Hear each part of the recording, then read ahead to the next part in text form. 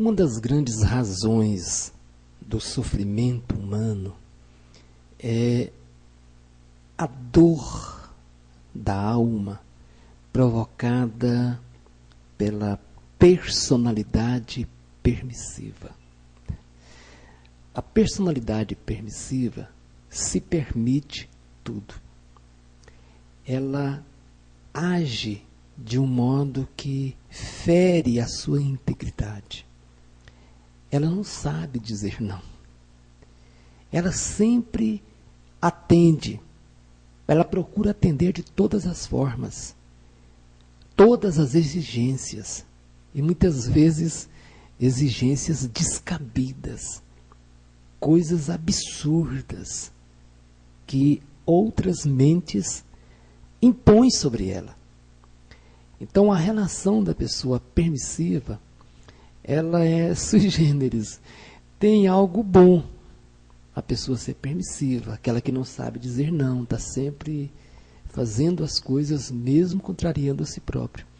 O lado bom é que ela tem um conceito excelente de pessoa humilde, de pessoa prestativa, de pessoa querida. Todos adoram-na. Por quê? Porque ela faz tudo para todo mundo. Ela não sabe dizer não. Ela tem uma verdadeira assim, preocupação. Ela está sempre se castrando para evitar um confronto. Então, uma pessoa muito querida é tida como humilde. A pessoa fala, não, eu adoro fulano, porque o fulano é uma pessoa humilde, uma pessoa prestativa, é uma pessoa humilde. A maioria esmagadora dos permissivos é extremamente egoísta e rancorosa. A maioria esmagadora tem um melindre exacerbado. A questão é que ele não sabe confrontar, não sabe dizer não. Ele guarda tudo para si mesmo. Ele se sufoca. E a personalidade permissiva, ela tem 3 componentes básicos que a fazem sofrer profundamente. Um deles é o complexo de inferioridade. A maioria esmagadora dos permissivos tem complexo de inferioridade. É impressionante, é por isso que ele se considera assim, muitas vezes, incapaz até de administrar uma determinada situação. Por quê? Porque ele não consegue vencer um monstro chamado medo. Então, o medo gera o complexo de inferioridade no permissivo. E, como consequência, a angústia, né? Ele está sempre angustiado, sempre ansioso. Angustiado por quê? Porque ele está sempre rememorando fatos. Ele é uma criatura recalcada. O permissivo, ele guarda consigo tudo de ruim que acontece com ele. E ele gosta, inclusive, de citar isso aí, de passar isso aí para frente. Porque fulano faz isso, porque fulano faz aquilo. Daí eu chego em casa, eu tenho que me submeter, eu tenho que fazer. Ou seja, ele tenta, de alguma forma, transferir a sua desdita ao comportamento dos outros. Ele é obrigado a atender, porque, ou seja, ele se transforma numa vítima. Então ele está sempre angustiado, porque está sempre lembrando de coisas ruins, coisas passadas. E ele é ansioso, por quê? Porque está sempre prevendo, ele tem uma mente preventiva, prevendo que algo ruim vai acontecer se ele não fizer aquilo que ele tem que fazer. Ele se sente na obrigação de atender às exigências mais estapafúrdias, coisas absurdas. O que mais tem na vida humana, no relacionamento humano, são mentalidades vampiras. Criaturas que querem se locupletar das possibilidades alheias. O que mais tem é isso. Pessoas que exigem tanto dos outros, atitudes, ou seja, comportamentos mesmo, para estruturarem a sua condição de qualidade de vida. Ou seja, a minha qualidade de vida depende do seu comportamento, depende do que você pensa, depende do que você fala, depende do que você faz. Ou seja, não é nada disso. A minha qualidade de vida depende do que eu penso, é do que eu falo, do que eu sinto no meu coração, é do que eu faço no meu dia a dia. A minha qualidade de vida não tem nada a ver com você. Não tem nada a ver com a minha esposa, não tem nada a ver com o meu marido, com o meu filho, com o meu pai, com a minha mãe, com o meu vizinho, com o meu funcionário, com o meu patrão, que nada. A minha qualidade de vida depende basicamente, estruturalmente, de como eu administro o meu livre-arbítrio. Então, o grande drama da minha vida, vamos falar agora do lado pessoal, Júlio Borba, não tem a menor dúvida. É a angústia que me domina, é o complexo de inferioridade que está instalado no meu ser.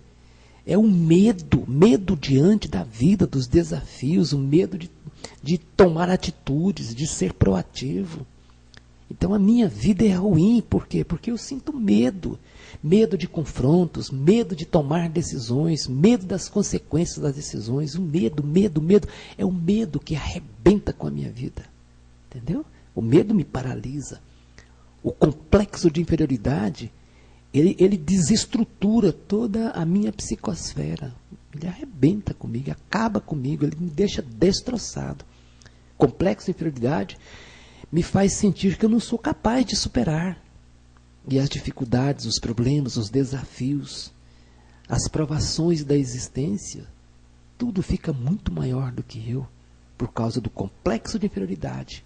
Ou seja, a autoconsideração lá embaixo, autoestima reduzida. Complexo de inferioridade é autoconsideração, lá embaixo, tá? Lá na miséria. A sua autoestima cai de tal forma que se transforma num complexo. Aí, meu amigo, tirar isso aí não é brincadeira, não. Tirar complexo de inferioridade é a coisa mais difícil do mundo. Está entranhado no inconsciente. Angústia você não arranca porque você quer, não. Se fosse assim, se remédio curasse angústia, era a coisa mais fácil do mundo. Você toma um antidepressivo, pronto, resolveu. Só que não é assim que funciona. Você toma uma fluoxetina para depressão, por exemplo, a pessoa toma, o que ela faz? Ela no sistema límbico, como ela tem o formato a molécula, né, da fluoxetina tem o formato da serotonina, o que acontece? A bomba de recaptação vai e pega a fluoxetina, ao invés de pegar a serotonina que está ali. E isso força o neurônio a liberar mais serotonina. Ou seja, só engana os neurônios. Aí a pessoa dá aquela melhorada, tal, mas ela continua permissiva, ela continua medrosa, ela continua alimentando, sabe, coisas ruins acontecidas. Ela continua uma mente preventiva para tudo que não presta. E o que acontece? Fluoxetina não faz milagre. Nenhum antidepressivo faz milagre. Não tem nenhum psicotrópico que resolve o problema na vida do ser humano. Eles são ferramentas que deverão ser utilizadas para que você possa se reestruturar. É para isso que existe. E tem criaturas que se tornam dependentes químicos, porque não conseguem eles mesmos elaborar isso aí. Então, fechando com chave de ouro, descubra a sua personalidade. Se você é uma personalidade permissiva, a permissividade que te torna tão infeliz é fruto do medo. O medo que gerou em você um complexo de inferioridade, que acaba, por consequência, produzindo angústia. E aí você está sempre angustiado, você está sempre infeliz e nunca toma uma decisão, porque você é permissivo. Meu jovem, não tenta tirar angústia, você não vai conseguir. Não tenta tirar complexo, você não vai conseguir. Você tem que tirar o medo. Quando você domina o medo, você domina a sua vida.